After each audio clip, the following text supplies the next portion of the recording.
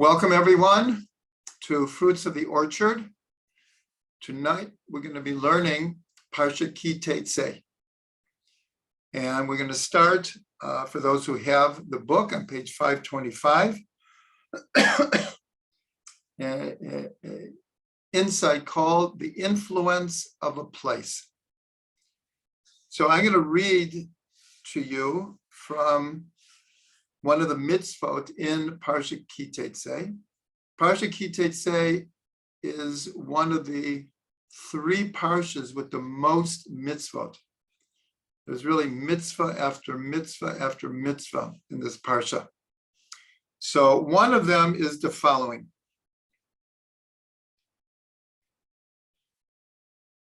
Now this is talking, it starts when the parsha begins, when you go out to war against your enemies. And God, your God, will deliver them into your hands. And then it continues later in the parsha about a certain law that has to do with the camp where the soldiers are camped out in the midst of war. So it says like this, and you shall have a designated place outside the camp so that you can go out there to go to the bathroom. And you shall keep a spade in addition to your weapons. And it shall be when you sit down outside to relieve yourself, you shall dig with it and turn back and cover your excrement. For God, your God, goes along in the midst of your camp to rescue you and to deliver you from your enemies, to deliver your enemies before you. Therefore, your camp shall be holy, so that he should not see anything unseemly among you and would turn away from you. That's the English translation of this idea of keeping a certain level of cleanliness and holiness, even in a camp, a temporary camp in the midst of a war. So that's what the mitzvah is. So connected to this idea is a teaching from the sages, Exile, and the expression is hamakom gorem. The place influences.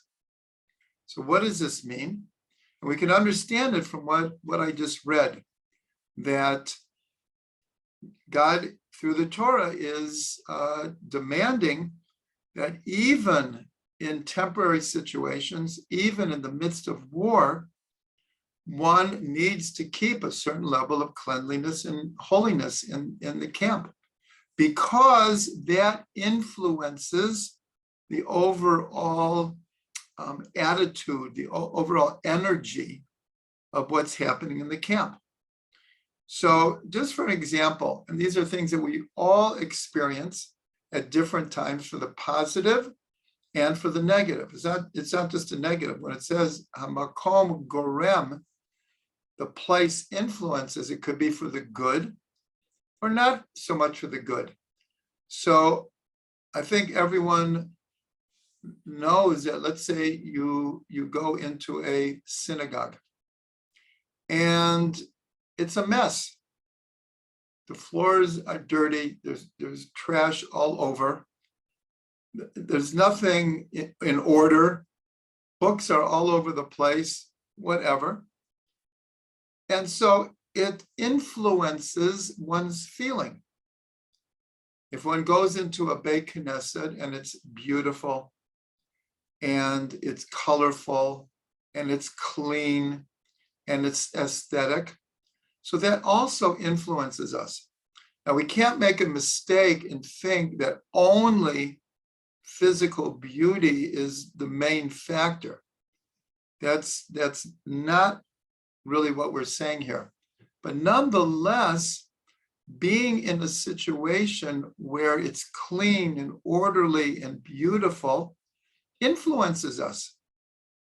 I think everyone's gone to, let's say, botanic gardens or any place in nature, it has an influence, a positive influence, to be among the trees, to be in gardens, to be especially sculptured gardens, to be on the top of a mountain, whatever it is, the place influences our thought process, our emotions.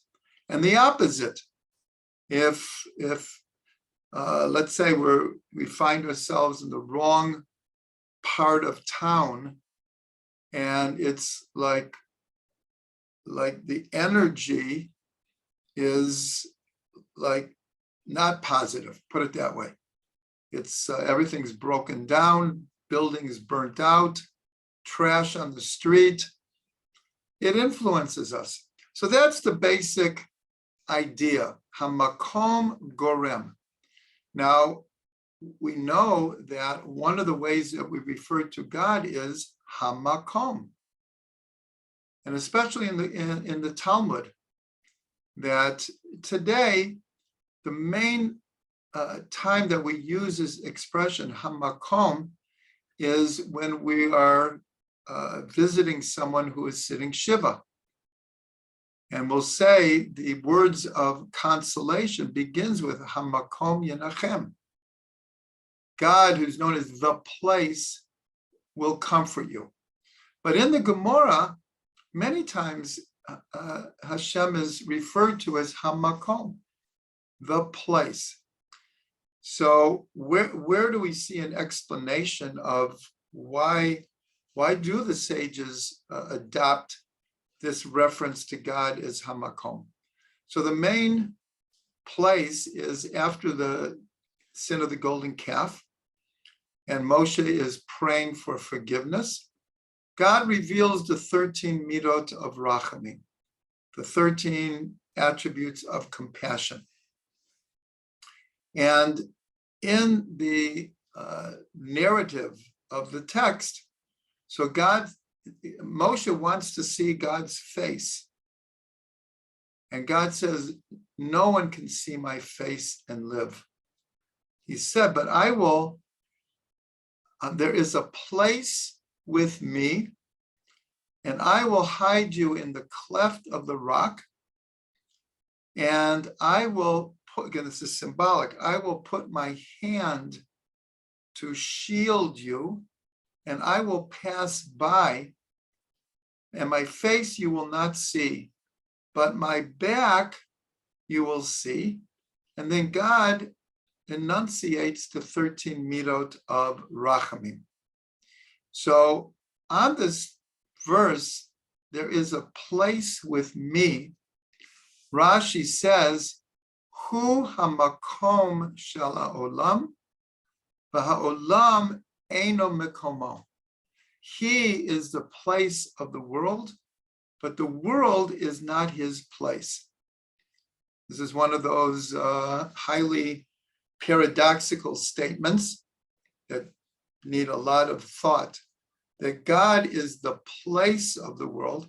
He is the creator of space, and all of space is infused with the energy of God. But the space is not necessarily where you will find God. He's there and he's not there. That expression is called mati velo mati. He's found and he's not found. So because of this Rashi, and he's picking up that already the sages were referring to God as hamakom. So this is the idea.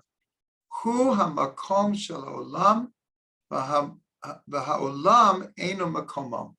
He is the place of the world, but the world is not his place. So now we're going to add a new idea here, and that is a different discussion, but we'll see how connected it is, of what things can change our mazal. So first we have to understand what mazal is.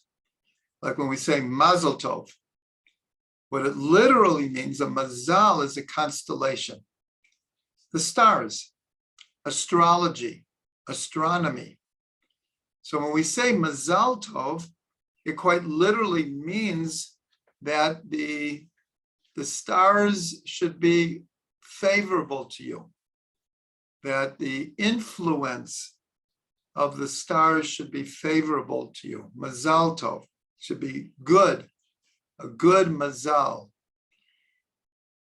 The word mazal comes from the root nozel, which means to flow.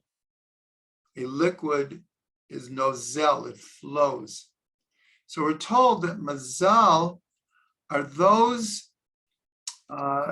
factors in our life that flow down to us in a predetermined way.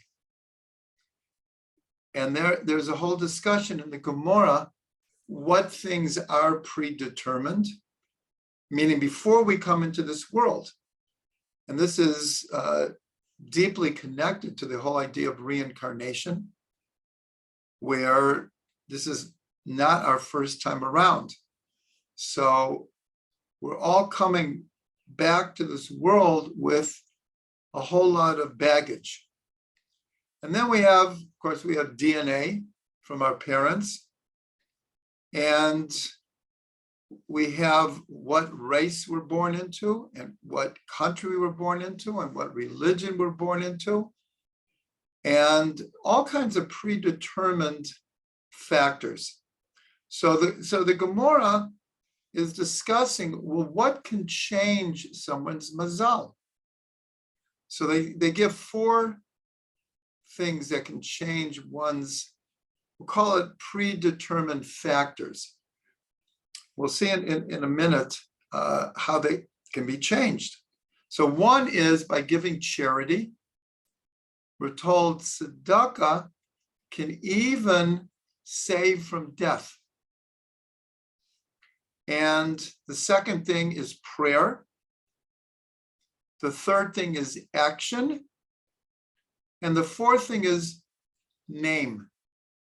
And that's why there's a custom, if someone is very ill, that a name will be added to the person in order to change their mazal, because a Hebrew name signifies and encompasses a person's energy, his destiny and fate.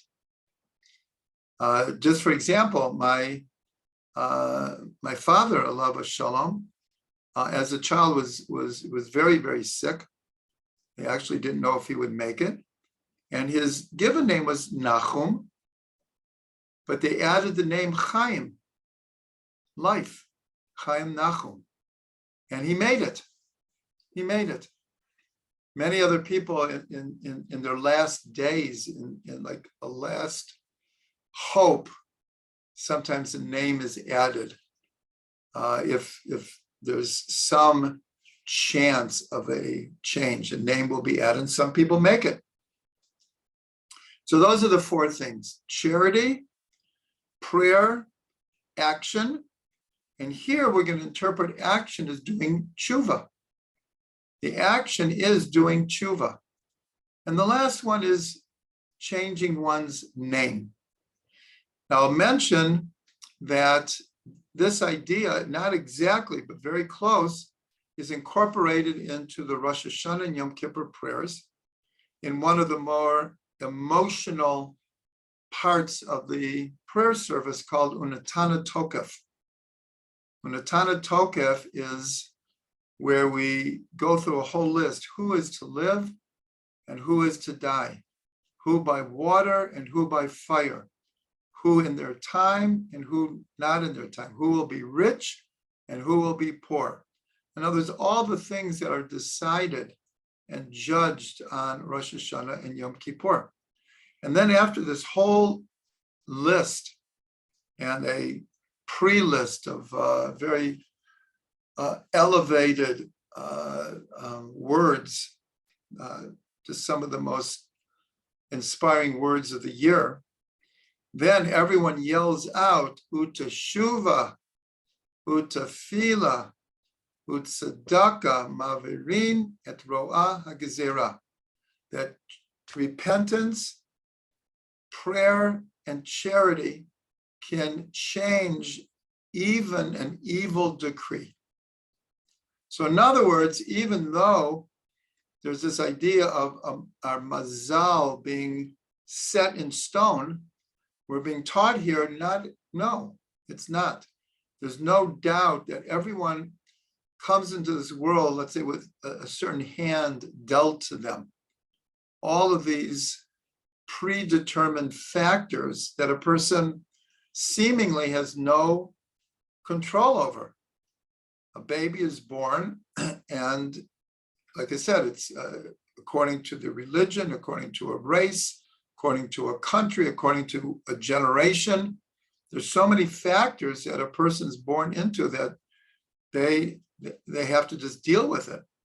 But we're told in our tradition, no matter what hand we've been dealt, we still have free will, and we can change what seems to be a certain direction or course that seems set. I'm mentioning all this because after they mention the four, another opinion is brought to change one's place. Hamakom gorem. In other words, if someone is in a certain place and just they're not having success, they're miserable, they're depressed, their job isn't working, their relationships aren't working. So the Gemara says, you want to change your mazal? Change your place. Is it a guarantee that everything is now going to be fine? No. But they're suggesting that sometimes changing your place, it could be your place of employment. Let's say someone is just absolutely miserable in their job, but they're just, I don't see any alternatives, or I'm too lazy, or I don't have enough faith that I can find something else. But sometimes we need to find something else, and that will change everything. It will change everything. So they tell a story in the Gemara of one of the greatest sages, Elazar ben Arach. He was the sage that Rabbi Yochanan ben Zakkai said, if you put all of the sages on one part of the scale and Elazar ben Arach on the other, he'll balance it. That's how great he was. So the story is told that this is after the destruction of the temple, and for a good amount of time, most of the sages gravitated to Yavna. And that's where so much of the halacha of Jewish law was established for how to live after the destruction of the temple. We really have little concept of how much of the Torah is dependent on there being a temple. So the sages went to Yavna, and it says at a certain point, Elazar ben Arach, he moved away and he went up north, and he moved to a town that was beautiful. Everyone who's been to Israel knows how beautiful the Galil is, up in the Golan, the mountains and rivers and waterfalls and open spaces. And it's just absolutely beautiful. So he moved to one of these towns in this gorgeous place, but there was not a lot of Torah there. And the story goes that little by little, he started forgetting his Torah. And he was like the greatest of the sages. Hamakom gorem. The fact that this place just didn't have a lot of Torah had an influence on him. And the story continues that he came back and he was among the sages, and it came time for Kriyat Torah. And in those days, and even now, especially among certain Sephardim and those from Yemen, that when someone is called to the Torah and they make a blessing, they also read the Torah. We're used to having a Baal Koreh read the whole portion. But in many communities, as each person is called up, they read, along with making the before and after a blessing.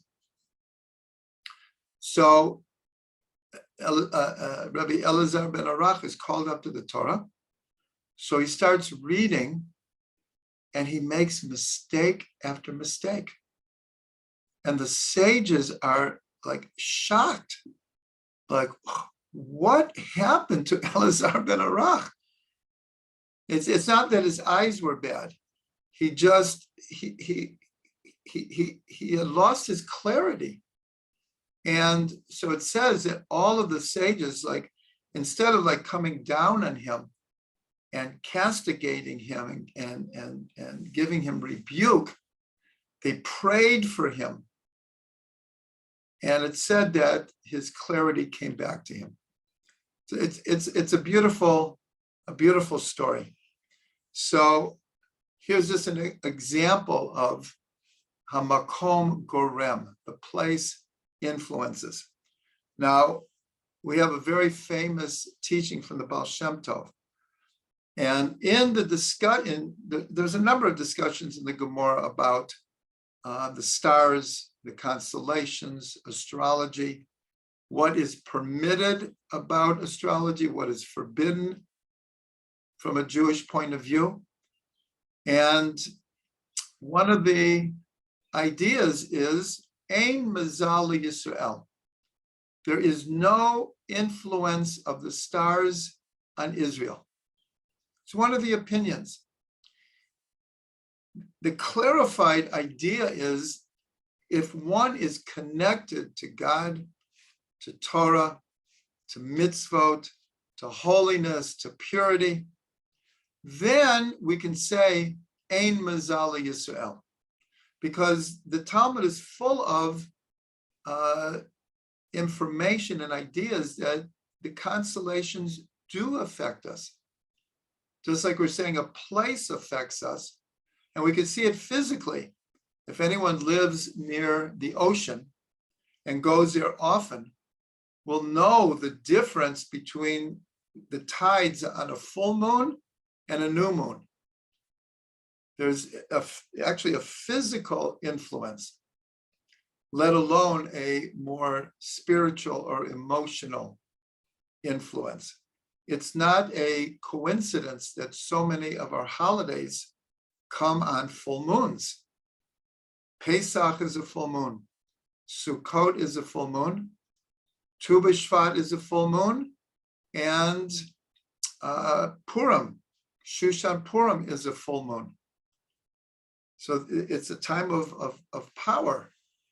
So the one opinion is Ein Mazal Yisrael. There's no influence of the stars in Israel. So the Baal Shem Tov came and said, don't read it Ein Mazal, read it the Ein Sof is the Mazal of Israel. Meaning, he agrees the constellations don't have an influence, but what does have an influence? The presence of the infinite one. So that's what we said before, that if one is attached to God and is connected through the Torah and mitzvot and good deeds and tshuva and charity and prayer, then our free will overrides any influence of the stars. Okay, so I want to end with two stories. And one, they're both somewhat humorous. One is a personal story, and one is about two great Hasidic Rebbes who were brothers, Rebbe Elimelech and Rebbe Zusha. The first story is my own story that I probably mentioned before. I was in the Israeli army, and I was in a combat unit, it's called Neged Mitosim, anti-aircraft unit.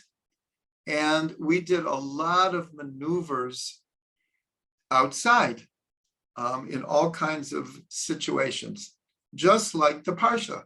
We set up camp, we moved from place to place, and we set up the tents and the whole thing.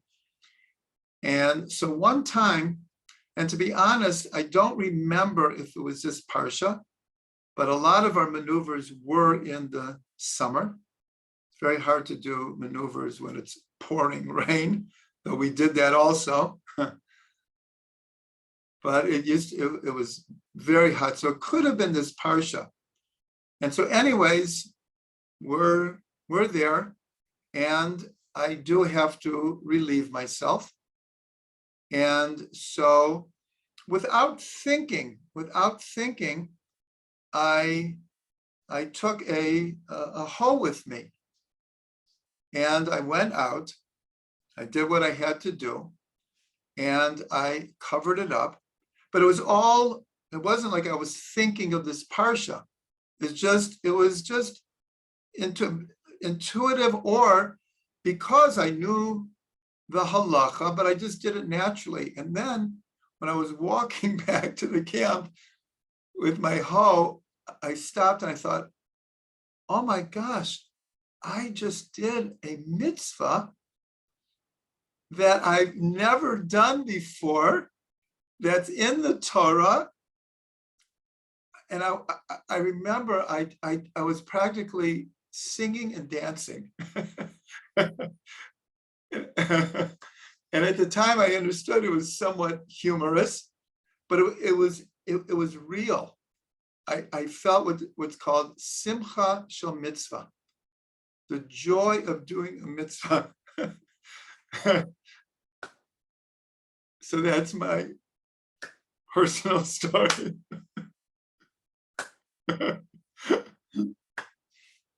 Anyways, the other story of Reb Zusha and Rabbi Melech is also somewhat humorous, that they were known of going from town to town, and in what was called the Exile. They were approximating the exile of the Shekhinah. In those days, it was quite common for people to just go on the road to experience what the Shekhinah must be feeling, also not being in a state of tikkun, that the world is not in a state of rectification, and God's presence, as it were, is also in exile with us. So they would go from town to town, and as we know, being a Jew in Europe in those days was somewhat dangerous, and somehow, they're taken as like vagabonds, and the police throw them in jail.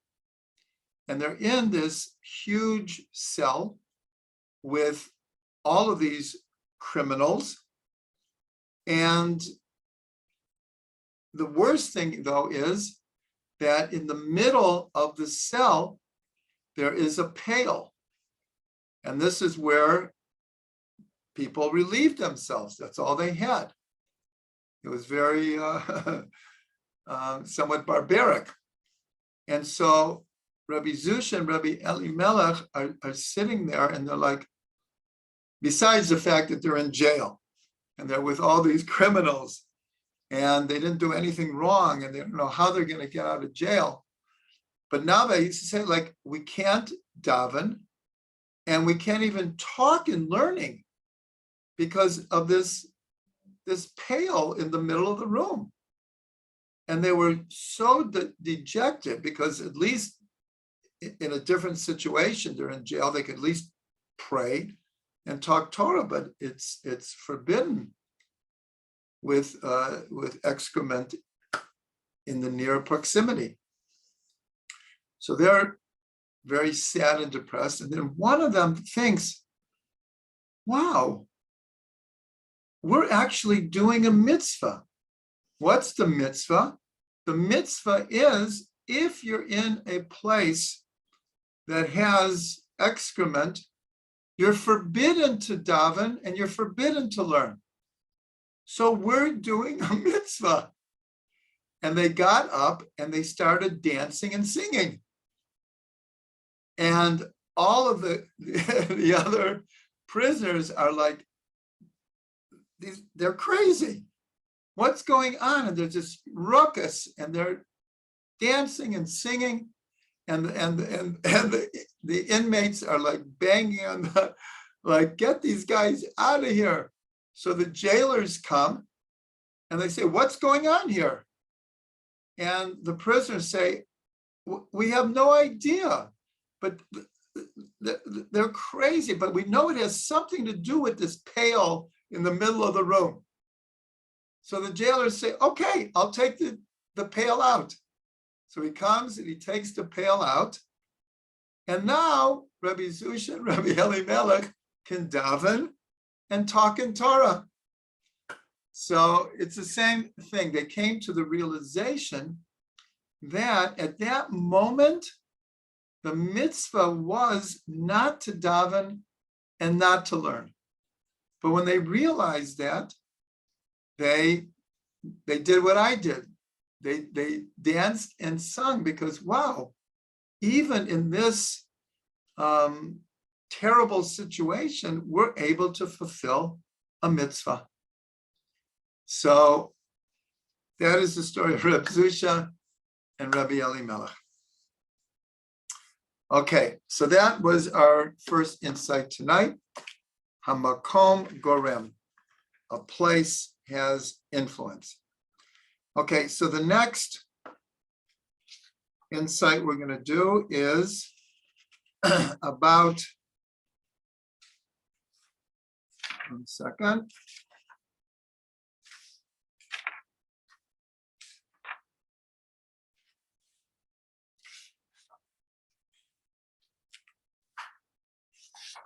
About juxtaposition.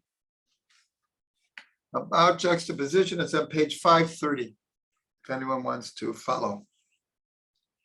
So first of all, the method of juxtaposition is a very important idea in the Talmud, and it's used in many different ways. Rashi uses it frequently when trying to explain why does a parsha begin with this idea? How is it connected to how we ended the previous parsha? And so many times Rashi will connect the beginning of a parsha with the end through what's called juxtaposition. And then many times between mitzvot. Now, Ki Teitzei is a perfect example because there are actually many different commentaries that link different mitzvot in this parsha one to the other. Sometimes the juxtaposition of mitzvot are fairly clear, why one mitzvah follows another, or why a number of mitzvot on a certain idea or theme will be followed by other mitzvot with a different theme, but it's an obvious connection. But many times the Torah goes from one mitzvah to another, and there's no explanation of why are these two mitzvot next to each other. What's their connection? Many commentaries, including Rashi, at different points of the Torah, make comments. This mitzvah is next to that mitzvah, and sometimes with stories also. This story in the Torah is next to this story in the Torah to teach us X, Y, or Z. So in this parsha, there are two sets of juxtapositions that Rashi comments on. We're going to spend most of the time with the first one, and we'll just mention the other one at the end. So the first one is right at the beginning. Right at the beginning, it says, Ki Teitzei milchama al oivecha. When you go out to war against your enemy, and God will deliver the enemy into your hand. And then it says that if a soldier would see a beautiful woman, then the Torah gives instructions what can and can't be done. Now, we have to understand that to this day, unfortunately, in wartime, in wars throughout history, and like I say, even currently, that one of the weapons that a army will use against the civilian inhabitants is rape. It has happened throughout history.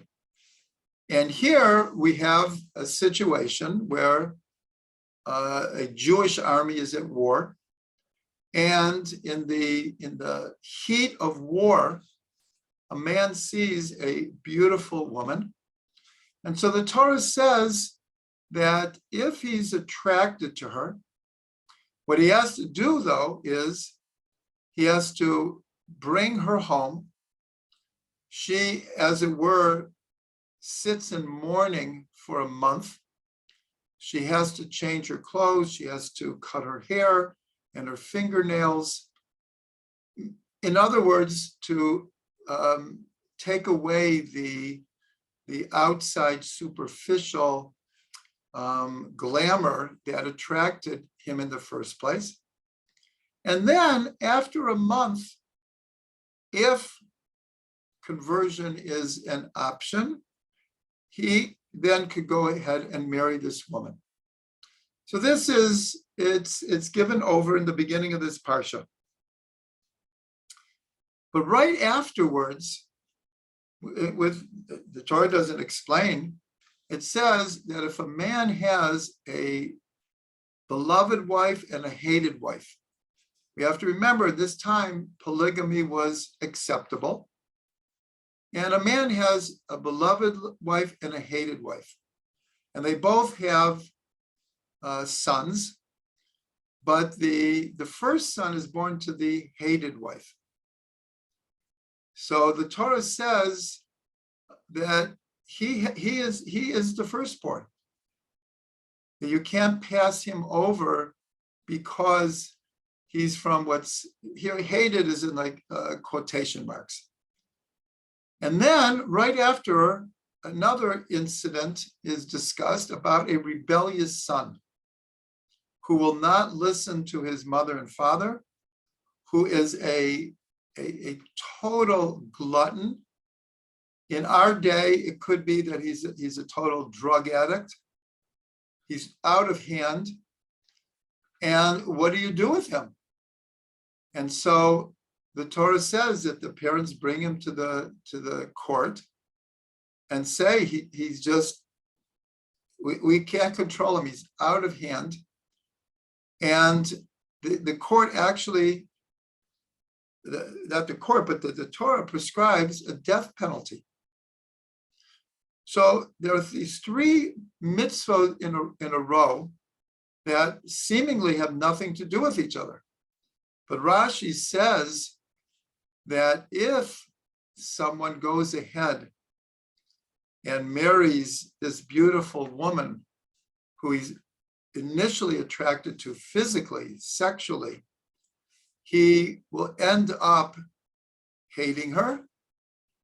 And the child born of this, or a child born of this, will end up being a rebellious son. There's a very, very well-known Rashi who's tying these three mitzvot together.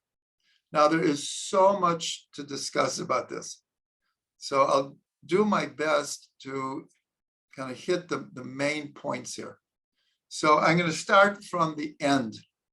So first of all, we have to know that the sages understood this idea of the rebellious son in a way that they legislated the terms of what had to transpire that would actually lead to a death penalty.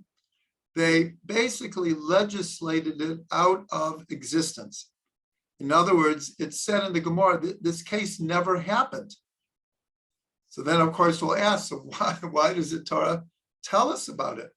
Well, just like everything in the Torah is eternal. I mean, just like the story I told, my own personal story, that thousands of years later, after the Torah talks about cleanliness in the camp, well, it's still applicable. And the Baal Shem teaches there are many mitzvot, like the rebellious son, that have not been in practice for thousands of years. And according to the Talmud, it never happened. It never happened. But here we see that the sages, through this juxtaposition, were saying a very paradoxical thing. It takes a lot of thought, is they permitted this kind of marriage, but they warned against it. So this is like, many parents probably know this very well. Your child wants to do something. They could be a small child or they could be a teenager, and they want to do something. And you know that it's not going to end well. But you don't consider it like super dangerous. And you suggest that they don't do it, that it's not a good thing to do. It's not a positive, it's not healthy, it's not this, it's not that. It's not going to work out. It's not what you think it is. But in the end, you make a calculation that they need to learn on their own. I mean, I could tell them from here to the world to come not to do certain things. Again, we're not talking about things that we really feel that it's going to be dangerous, but sometimes we say, okay, if you want to do it, don't forget, I warned you. So this is a little bit what most of the commentaries say, is that the Torah is permitting, but warning. Now, does it have to happen this way? Does it have to, in other words, the marriage is a real marriage. The conversion will be a real conversion. Does it have to happen that this wife will be hated? No. Ein mazal Yisrael. No, it doesn't have to happen that way. And does it mean that one of their children will be a rebellious child? No, it's not written in stone that it has to be. But here the Torah is giving a warning. Now, Rashi says something very interesting. Everyone quotes this. So if this is the case, if the Torah is warning, why give permission? So Rashi says the permission was given keneged the Yetzer Hara, against the evil inclination. Why? Because if some semblance of permission was not given here, it would lead to someone doing it in a forbidden way. And the Torah does not want that. Does not want us to act like many other armies in the throes of war and the heat of battle, and to use these kinds of means against the civilian population. And so it gave permission, because what happens, see, if we follow here, as soon as the person knows, okay, he's attracted to her, and he's very attracted to her. But if he knows, I'm going to have to take her home, I already have maybe a wife, and she's going to live in my house, and she has to take off all of the attractive parts, cut her hair and her fingernails, and wear clothes of mourning. So the idea is this will already dampen the enthusiasm, and the person won't even come to do it. That's one of the ideas. But connected the Yetzer Hara, against the evil inclination, because we have this expression, forbidden fruit is always sweeter. And unfortunately, sometimes it can be true. Certainly in the secular world, unfortunately, we see it all the time. All the time. And it could even manifest itself within a Jewish context also, that sometimes our evil inclination gets the better of us. But now there's another explanation completely different than what we've set up to now. And for those who have orchard of delights, not fruits of the orchard, but orchard of delights, this whole matter is discussed at length in this parsha. And that is the idea that the Zohar says, like, who is this woman? This is like an archetypal case here. And they say, the description in the Torah is that she's physically, stunningly beautiful. But the Zohar says she's a beautiful neshama. So who is this woman? And so this is what's called the secret of lifting up the fallen sparks.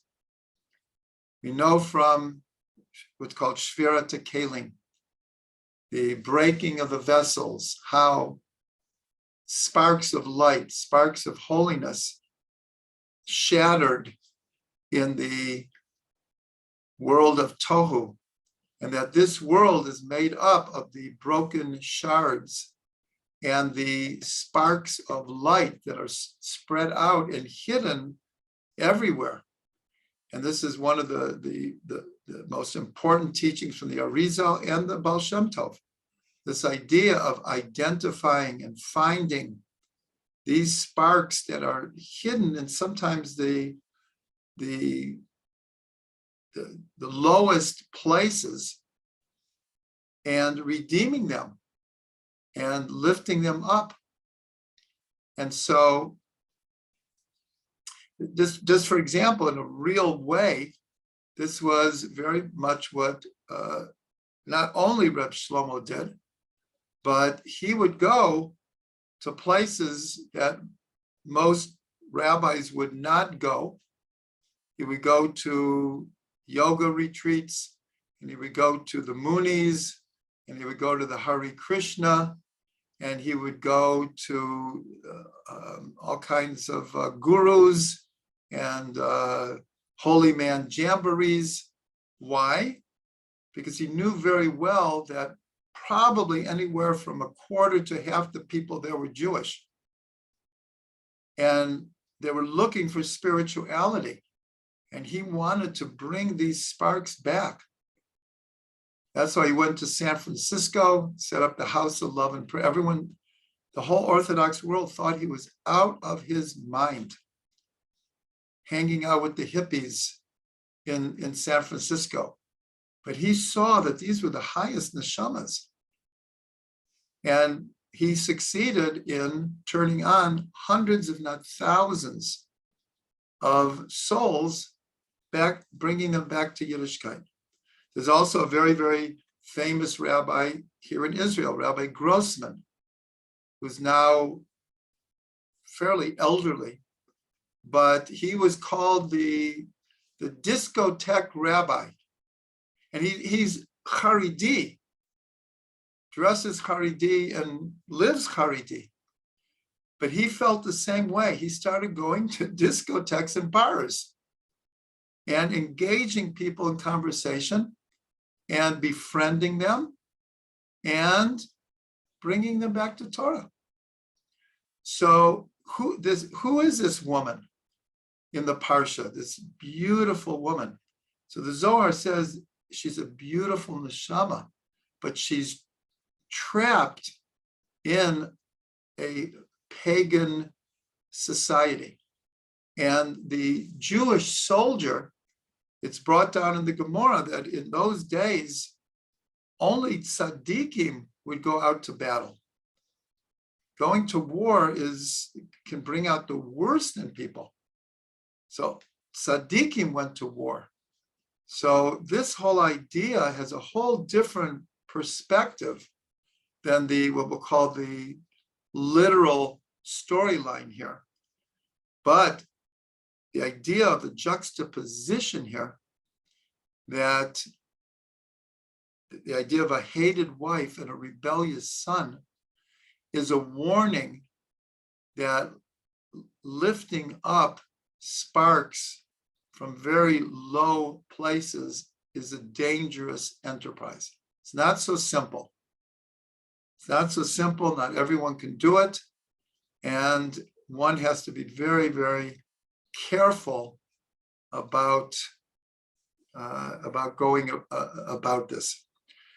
We know, this is highly paradoxical, but when we look at the lineage of how Mashiach comes into the world, so first we see it comes from Lot ending up sleeping with his daughter, and a spark of Mashiach is born that way. And then Tamar sleeps with Yehuda, and another branch of Mashiach. And even the way Ruth approaches Boaz is not in your usual way. She goes to him at midnight in the threshing floor. And then David himself, the way he is born. So everyone asks, like, this is where Mashiach comes from? From incest? From Yehuda thinking he was sleeping with a prostitute? So, but this is part of the same idea. It's not easy to understand, but there are sparks here that fall to very low places that need to be redeemed. And so Mashiach comes from the redemption of these fallen sparks. And that's why it said that Mashiach himself will go down to the lowest places to lift up the whole world to do tshuva. But it will entail lifting up sparks from very, very low and seemingly unholy places.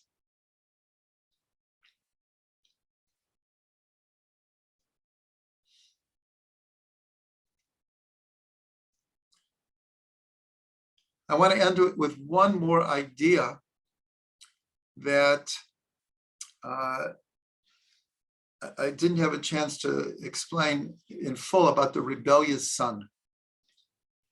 And it's again, very paradoxical and needs a lot of thought. But here we look, we'll ask, well, what has the rebellious son done to deserve a death penalty? Okay, he won't listen to his mother and father. Well, that describes almost every teenager. And he eats too much and drinks too much and, gets drunk every once in a while and gets into drugs. Okay, but a death sentence?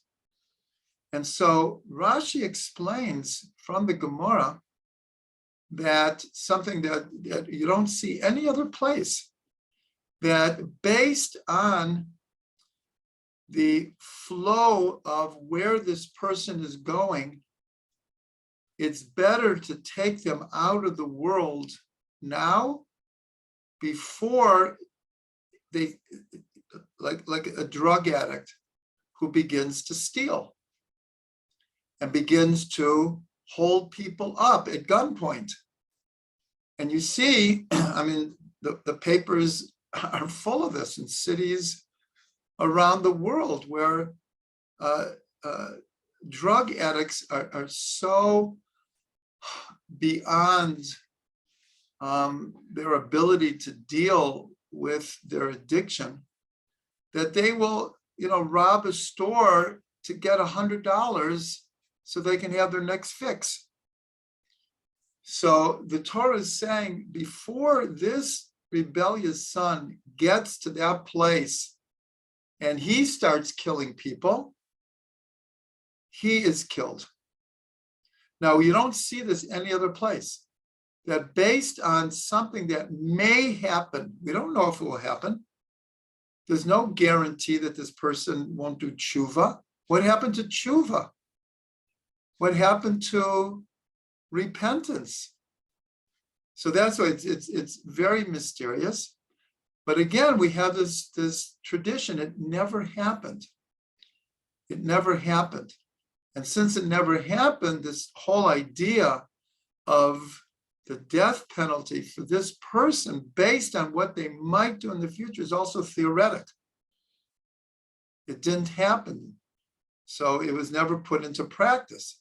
But again, it gives us what to think about.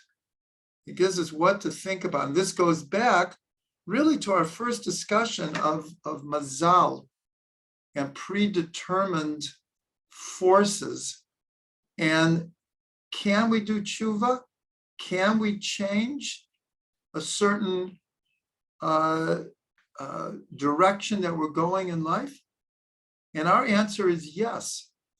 That's one of the reasons that the sages legislated this out of existence. It's like, no, this can't happen in reality. This can't happen in reality because it's too, it doesn't fit in with really the rest of Jewish belief and thought. But it's there to make us think. It's there to try to understand, because if you take 100, hardcore addicts, there's a certain place that the reality is the chances of them changing become less and less and less. The more the addiction, they might, go cold turkey, make it for a couple of weeks, a couple of months, sometimes even a couple of years. Unfortunately, we see it with the drug crisis in America now, that literally, as we speak, 100 people a day are overdosing from hard drugs. Every day in America, 100 people a day. It's so tragic. And this is people who have just lost control. And it doesn't make them bad people. We're not saying that. Really, far from it. But we can just see what happens when a certain flow of events take over a person.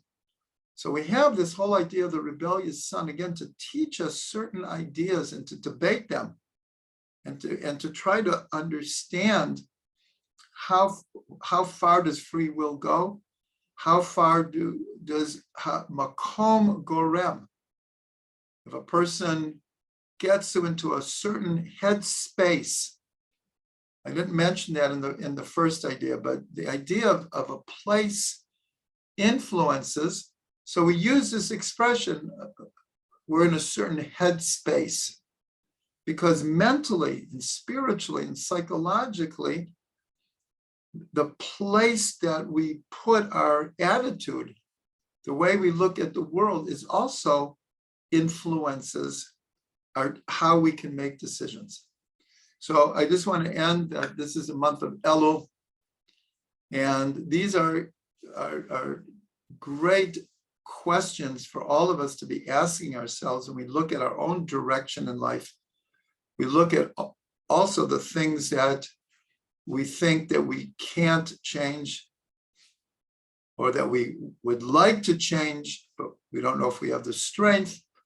This is material for thought in these awesome days of Elul, when we're trying to really do tshuva on the most fundamental basis, which means to bring out our potential, to get close to Hashem, and to fulfill our purpose in the world.